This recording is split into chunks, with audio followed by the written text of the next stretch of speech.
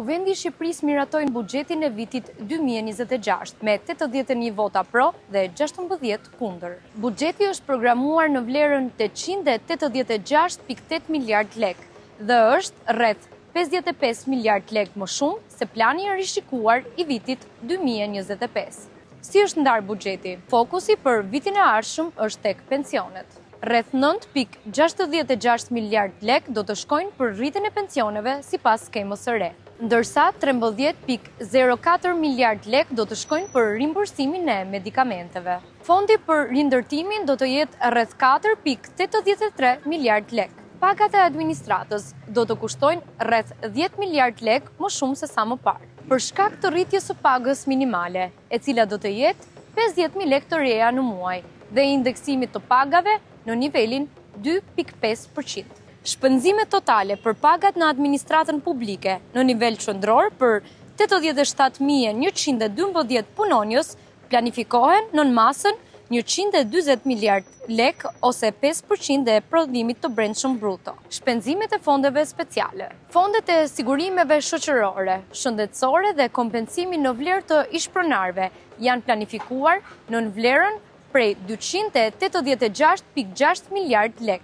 Paketa fiskale 2026. Në vitin 2026, qeveria ka parashikuar paqen fiskale, e cila do të nisë në janar, ku 213.000 tatim pagues debitor do të mund të përfitojnë ulje të gjobave dhe kamatave, kurse çdo borxh i krijuar para 2016-s falet plotësisht. Efekti financiar nga zbatimi i kësaj nisme për vitin 2026 vlerësohet rreth 3.7 miliard lek. Në paketën fiskale për vitin 2026, qeveria ka parashikuar masa që çojnë në reduktimin e paras kesh në ekonomi, duke zëvendësuar atë me pagesa digjitale apo elektronike. Bizneset nuk do të bëjnë transaksione me vlerë më të lartë se 100.000 lek në kesh, me një biznes tjetër nga 150.000 lek që është aktualisht. Mbi këtë shumë, çdo pagesë do të duhet të bëhet përmes bankës.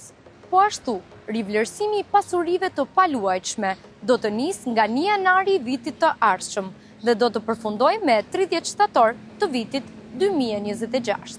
Sipas buxhetit, tatimi do të jetë 5% nga 15% që paguhet aktualisht nëse shet pronën. Brenda paketës fiskale për vitin 2026 do të jetë dhe rishikimi i ligjit për tatimin mbi vlerën e shtuar, me fokus korrigjimi i skemës së rimbursimit në bujqësi. Ministria e Financave ka parashikuar që fermerit të kompensohet me një normë prej 10% për tatimin mbi vlerën e shtuar, nga 0% që është aktualisht kjo normë tatimore.